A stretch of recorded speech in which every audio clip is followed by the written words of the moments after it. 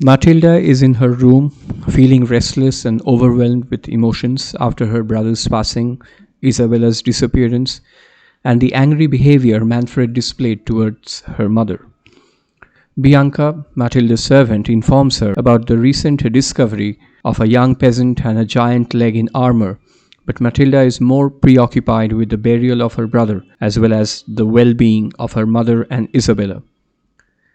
The difference between Matilda and Bianca serves as a further illustration of the class divide between the nobility and the commoners in the story.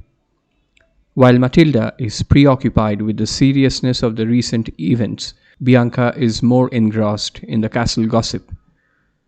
When Bianca muses about Manfred's desire for grandsons, she and Matilda engage in a conversation about marriage. Bianca asserts that all men use their wives, as Manfred does Hippolyta, when they are tired of them, but argues that a bad husband is better than no husband at all.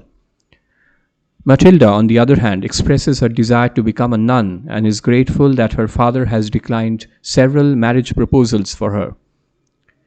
Bianca playfully teases Matilda for her admiration of a painting of Alfonso, a former heroic ruler of Otranto, but Matilda clarifies that she is not in love with the painting. She discloses that her mother has urged her to pray at Alfonso's tomb without providing any explanation, and despite her mother's lack of reasoning, Matilda dutifully follows her mother's instructions. Bianca's apparently conflicting statements about men using their wives, but also claiming that a bad husband is better than no husband, imply that in such a perspective, women are expected to get married and be utilized as objects. This suggests a patriarchal and objectifying viewpoint.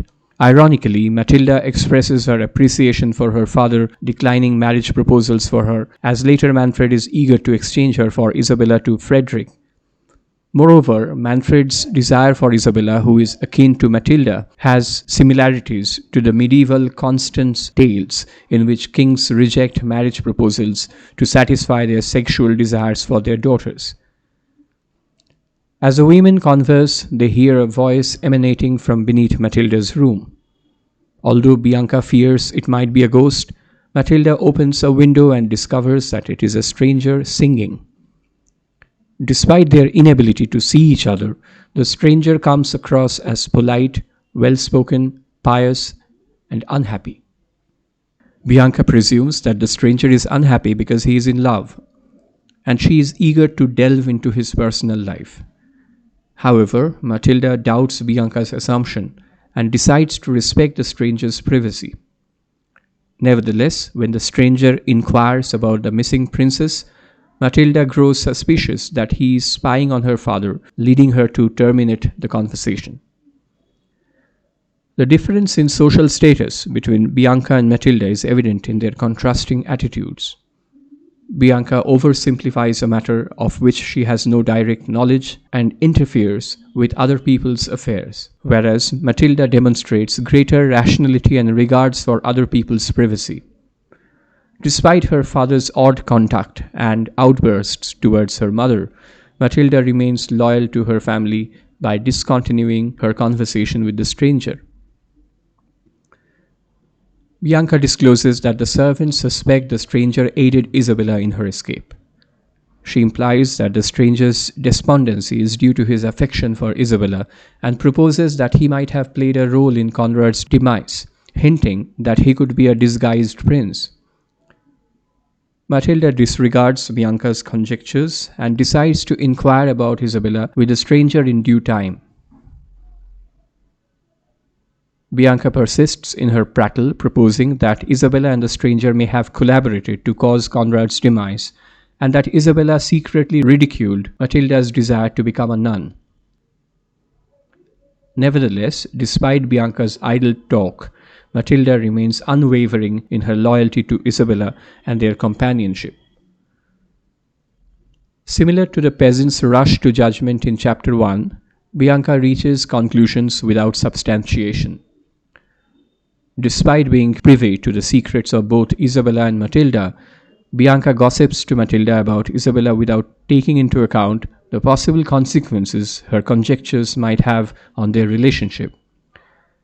Interestingly, despite Bianca's tendency to indulge in far-fetched conjectures, one of her speculations turns out to be accurate. The stranger is indeed a disguised prince. This reinforces Walpole's claim in the first preface that even the unsophisticated servants can often reveal important aspects of the story. While Bianca and Matilda are discussing the stranger, a servant interrupts them with the news that Isabella has sought sanctuary at St. Nicholas's church. Father Jerome, who informed Manfred about Isabella, is now with Manfred in Hippolyta's room. The narrator then shifts focus to the interaction between Jerome and Manfred. Manfred tries to question Jerome alone so that Hippolyta cannot learn information he doesn't want her to know. Jerome almost reveals why Isabella sought sanctuary, but Manfred interrupts him, saying that as a priest he has no right to interfere in Manfred's affairs, and neither does Hippolyta as a woman. Jerome, however, asserts his status as a minister of a mightier prince than Manfred. The initial encounter between Manfred and Jerome in the story sets the tone for their ongoing power struggle.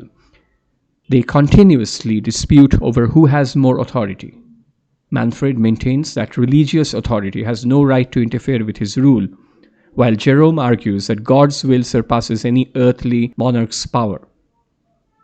According to Muralto, the story's fictional author and a Catholic priest, Manfred's error is his belief that his worldly power equals or surpasses divine will. Furthermore, Manfred's impiety is compounded by his assertion that women have no role in politics. Jerome relays a message from Isabella to both Manfred and Hippolyta, expressing her condolences for Conrad's death and her respect for them as her parents. She requests permission to stay at the church, but Manfred refuses, blaming the peasant who helped her escape. Manfred tries to reclaim Isabella for himself, but Jerome questions the appropriateness of such an arrangement and hints at Manfred's wrongdoing without directly informing Hippolyta. Hippolyta chooses not to hear anything that her husband doesn't want her to know and retreats to her oratory, leaving Manfred and Jerome alone to continue their debate about divine and worldly authority. Isabella's message to Manfred and Hippolyta serves not only to secure her safety but also to reinforce her position as their daughter, emphasizing the expectations and limits of their relationship. Despite this, Manfred refuses to respect these limits and attempts to claim Isabella as his wife by asserting his authority as her father.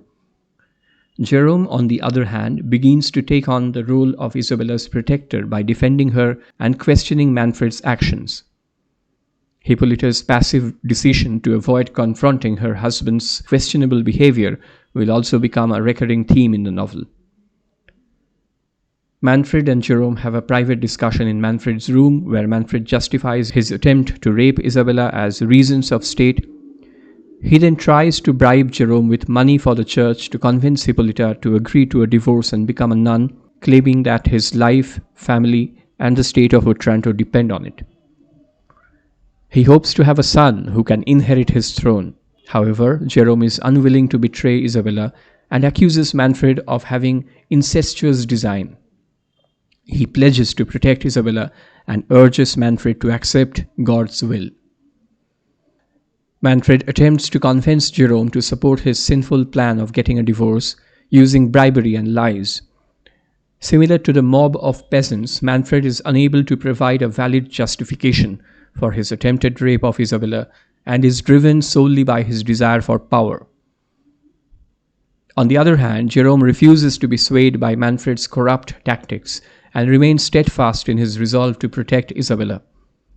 Manfred shifts his argument after realizing it is not convincing and asserts that his desire to divorce Hippolyta is based on his guilty conscience about the possible illegality and incestuousness of their marriage.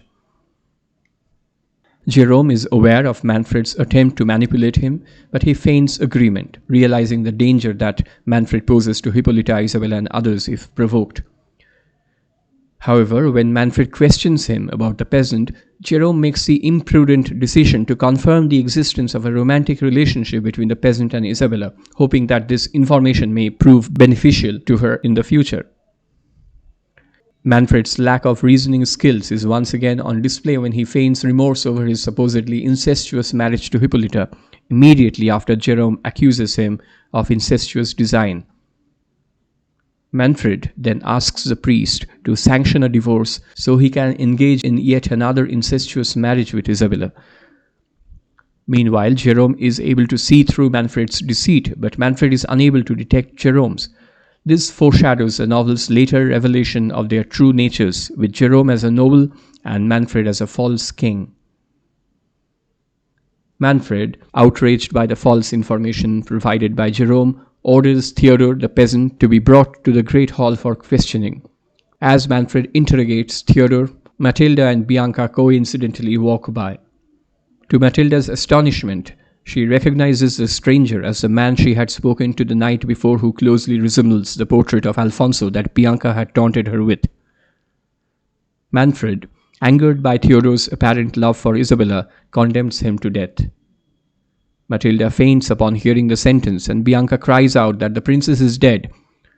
Despite this, Manfred dismisses Bianca's womanish panic and proceeds to order Theodore's execution in the courtyard. Theodore, resigned but dignified, accepts his fate and requests a confessor. The resemblance of Theodore the peasant to Alfonso, the last king of Otranto, is a foreshadowing of Theodore's eventual rise to power. In a Gothic fiction where doppelgangers are common, it is not surprising that Theodore is a look-alike, but unlike most doppelgangers, he is good rather than evil. Manfred unjustly sentences Theodore to death in a fit of anger, while Theodore accepts his fate with dignity and nobility. This contrast highlights the fundamental differences in their characters, which contradict their current social roles. Theodore behaves like a noble, and his eventual ascension to power reflects this, whereas Manfred's illegitimate acquisition of power is tainted by his poor behavior and will ultimately lead to his downfall. Upon Jerome's arrival as a confessor, he realizes that his actions have inadvertently put Theodore's life in danger. Feeling remorseful, he confesses to Manfred about fabricating a relationship between Isabella and Theodore, which only further infuriates the already angry king. Meanwhile, as Theodore is about to be executed, his shirt slips and uncovers a birthmark that Jerome recognizes. Jerome then reveals that he is Theodore's long-lost father and the former Count of Falconara. In a desperate attempt to spare his son's life, Jerome offers to bring Isabella back to the castle. Theodore, however, bravely declares that he is willing to sacrifice his own life for the greater good. Before Jerome can respond to either Manfred or Theodore, they are interrupted by the sound of a trumpet outside the castle gate.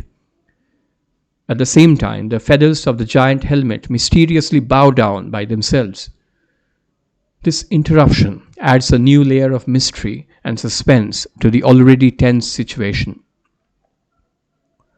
The first of the novel's revelations of long-lost fathers and hidden identities occurs with Theodore. Although he is a peasant, his behavior has been consistently noble, and he is now disclosed to be of noble lineage, indicating that one's manners and morals are determined by blood. The implication is that Manfred, whose conduct has been wildly unjust, may not be of noble birth. The supernatural intervenes once again, this time to interrupt Theodore's execution, much like Isabella's escape. As with his hunt for Isabella, Manfred's decision to execute the true ruler of Otranto is thwarted by divine intervention.